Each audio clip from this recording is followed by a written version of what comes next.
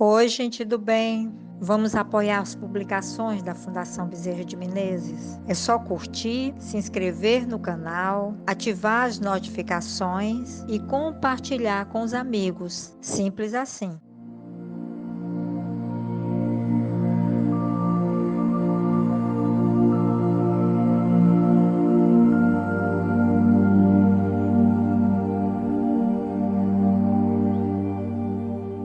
O Evangelho segundo o Espiritismo, capítulo 10. Bem-aventurados os que são misericordiosos. Instruções dos Espíritos. Perdão das ofensas. Quantas vezes perdoarei a meu irmão? Perdoar-lhe-eis não 7 vezes, mas 70 vezes 7 vezes. Aí tendes um dos ensinos de Jesus que mais vos devem percutir a inteligência e mais alto falar ao coração. Confrontai essas palavras de misericórdia com a oração tão simples, tão resumida e tão grande em suas aspirações, que ensinou a seus discípulos, e o mesmo pensamento se vos deparará sempre. Ele, o justo por excelência, responde a Pedro: perdoarás, mas ilimitadamente. Perdoarás cada ofensa tantas vezes quantas ela te for feita. Ensinarás a teus irmãos esse esquecimento de si mesmo, que torna uma criatura invulnerável ao ataque, aos maus procedimentos e às injúrias. Serás brando e humilde de coração, sem medir a tua mansuetude. Farás, enfim, o que desejas que o Pai Celestial por ti faça. Não está Ele a te perdoar frequentemente? Conta, porventura, as vezes que o teu perdão desce a te apagar as faltas? Prestai, pois, ouvidos a essa resposta de Jesus e, como Pedro, aplicai-a a vós mesmos. Perdoai, usai de indulgência, sede caridosos, generosos, pródigos até do vosso amor. Dai, que o Senhor vos restituirá.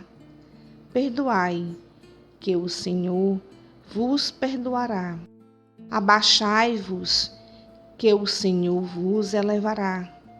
Humilhai-vos, que o Senhor fará vos assenteis à sua direita. Ide, meus bem-amados, estudai e comentai estas palavras que vos dirijo da parte daquele que do alto dos esplendores celestes vos tem sob as suas vistas e prossegue com amor na tarefa ingrata a que deu começo faz 18 séculos. Perdoai aos vossos irmãos como precisais que eles vos perdoem. Se seus atos pessoalmente vos prejudicaram, mais um motivo aí tendes para serdes indulgentes, porquanto o mérito do perdão é proporcionado à gravidade do mal. Nenhum merecimento teríeis em relevar os agravos dos vossos irmãos, desde que não passassem de simples arranhões. Espíritas, jamais vos esqueçais de que, tanto por palavras como por atos, o perdão das injúrias não deve ser um termo vão, pois que vos dizeis espíritas, sede-o. Ouvidai o mal que vos hajam feito, e não penseis senão numa coisa, no bem que podereis fazer. Aquele que enveredou por esse caminho não tem que se afastar daí, ainda que por pensamento, uma vez que sois responsáveis pelos vossos pensamentos, os quais todos Deus conhece. Cuidai, portanto, de os expungir de todo sentimento de rancor. Deus sabe o que demora no fundo do coração de cada um de seus filhos. Feliz, pois, aquele que pode todas as noites adormecer, dizendo: nada tenho contra o meu irmão. Simeão, Bordeaux, 1862. Perdoar aos inimigos é pedir perdão para si próprio. Perdoar aos amigos é dar-lhes uma prova de amizade. Perdoar as ofensas é mostrar-se melhor do que era. Perdoai, pois, meus amigos, a fim de que Deus vos perdoe, porquanto, se fostes duros, exigentes, inflexíveis, se usardes de rigor até por uma ofensa leve, como querereis que Deus esqueça de que cada dia maior necessidade tendes de indulgência? Ai daquele que diz: nunca perdoarei, pois pronuncia a sua própria condenação. Quem sabe, aliás, se descendo ao fundo de vós mesmos, não reconhecereis que fostes o agressor? Quem sabe se nessa luta que começa por uma alfinetada e acaba por uma ruptura, não fostes quem atirou o primeiro golpe, se vos não escapou alguma palavra injuriosa, se não procedestes com toda a moderação necessária? Sem dúvida, o vosso adversário andou mal em se mostrar excessivamente suscetível, razão demais para serdes indulgentes e para não vos tornardes merecedores da invectiva que lhe lançastes. Admitamos que, em dada circunstância, fostes realmente ofendido. Quem dirá que não envenenastes as coisas por meio de represálias e que não fizestes degenerar-se em querela grave o que houvera podido cair facilmente no ouvido? Se de vós dependia impedir as consequências do fato e não as impedistes, sois culpados. Admitamos, finalmente, que de nenhuma censura vos reconheceis merecedores. Mostrai-vos clementes, e com isso só fareis que o vosso mérito cresça. Há, porém, duas maneiras bem diferentes de perdoar. Há o perdão dos lábios e o perdão do coração. Muitas pessoas dizem, com referência ao seu adversário: eu lhe perdoo, mas interiormente alegram-se com o mal que lhe advém, comentando que ele tem o que merece. Quantos não dizem: perdoo, e acrescentam: mas não me reconciliarei nunca, não quero tornar a vê-lo em toda a minha vida. Será esse o perdão segundo o Evangelho? Não. O perdão verdadeiro, o perdão cristão, é aquele que lança um véu sobre o passado. Esse o único que vos será levado em conta, visto que Deus não se satisfaz com as aparências. Ele sonda o recesso do coração e os mais secretos pensamentos. Ninguém se lhe impõe por meio de vãs palavras e de simulacros. O esquecimento completo e absoluto das ofensas é peculiar às grandes almas. O rancor é sempre sinal de baixeza e de inferioridade. Não ouvideis que o verdadeiro perdão se reconhece muito mais pelos atos do que pelas palavras. Paulo, apóstolo, Lyon, 1861. Jesus disse no Sermão do Monte: Bem-aventurados os misericordiosos, porque eles obterão misericórdia. Na prática do perdão, como também na prática do bem em geral, não há somente o efeito ético-moral, há também o efeito material. Sabemos que a morte não nos livra de nossos inimigos, que esses inimigos são pessoas queridas que, às vezes, por um equívoco, por uma palavra mal colocada, ou que até mesmo por um dia que você não estava bem, de repente pronuncia algo indesejável e aí aquele outro também não está bem e acaba daquela amizade gerando uma inimizade. Então os nossos inimigos, vamos lembrar que são sempre fruto de relações de amizades anteriores e que por alguma divergência nós nos deixamos levar diante da nossa inferioridade, como o apóstolo Paulo coloca, a nossa inferioridade espiritual, a gente nos deixa levar por essas querelas, pelos melindres do dia a dia das relações. E aí acabamos de uma amizade fazendo uma grande inimizade.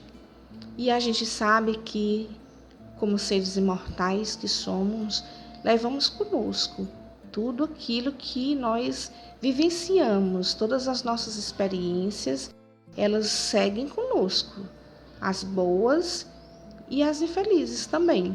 Então, quando Kardec nos lembra que o ditado que diz que o cão morto, a raiva morta, ele não se aplica a nós, homens imperfeitos, porque nós levamos para as outras encarnações, para as outras existências, todos esses sentimentos, como falamos anteriormente. Jesus nos ensina que devemos nos reconciliar com os adversários o mais depressa possível, enquanto estamos com ele no caminho.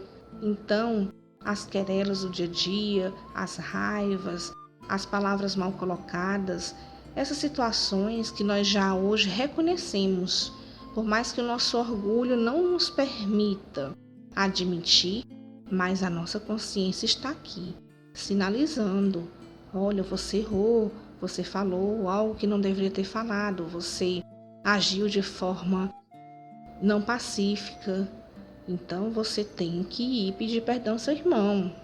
Mas aí o nosso orgulho ainda é grande. Eu não vou pedir perdão, porque como que eu vou pedir perdão? Que não foi eu que errei.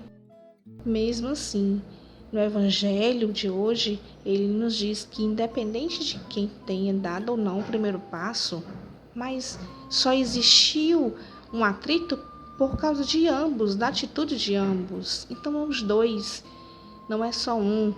Nem sempre nessa relação, dois ou mais, Então, todos os envolvidos, até mesmo aqueles que Paulo lembra, até mesmo aqueles que poderia ter impedido, poderia ter chegado: olha, gente, não, vamos aqui conciliar, vamos conversar, e não fez, também é culpado.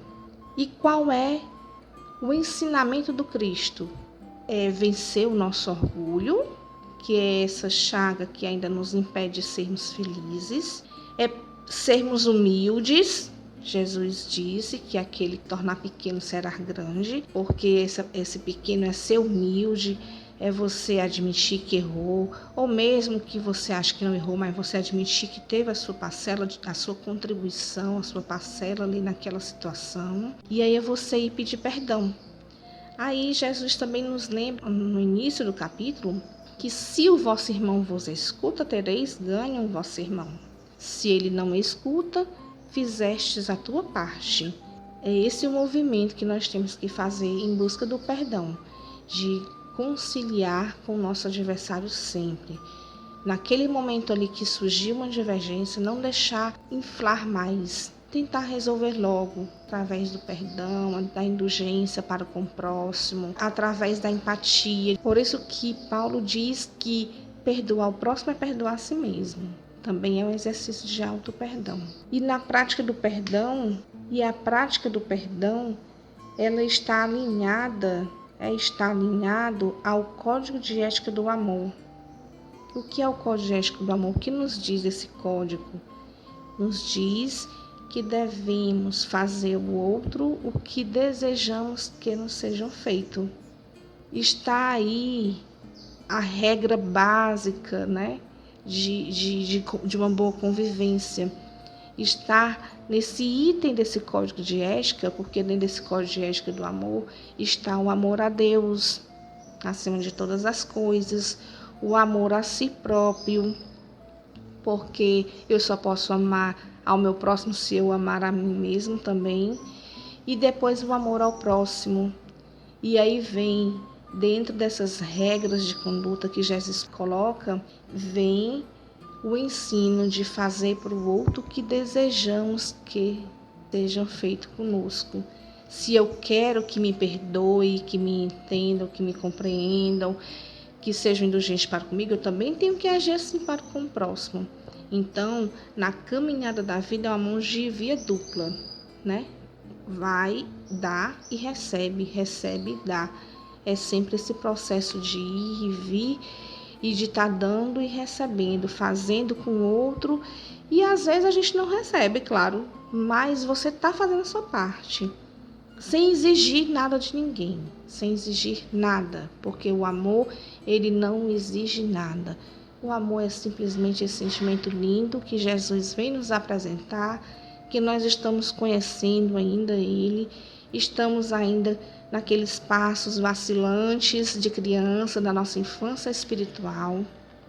Mas existe, é claro, em cada um de nós o grande desejo de alcançarmos essa nossa grande meta da vida, que é essa perfeição espiritual. Desejamos que o Cristo possa estar presente em nosso dia a dia, nas nossas ações, nas nossas falas, nosso pensamento, nos nossos sentimentos, que possamos buscar o Evangelho de Jesus como a nossa bússola e assim, ao termos como base o amor ao próximo, nós com certeza alcançaremos a felicidade tão desejada. Que assim seja.